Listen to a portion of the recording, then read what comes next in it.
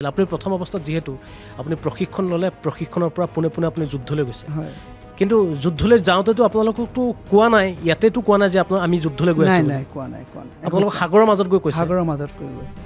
সেই তাৰ আগদিনাখন মানে তাত মানে জাহাজত যেতিয়া আমাৰ মানুহবিলাকে চিনেমা চাই আছে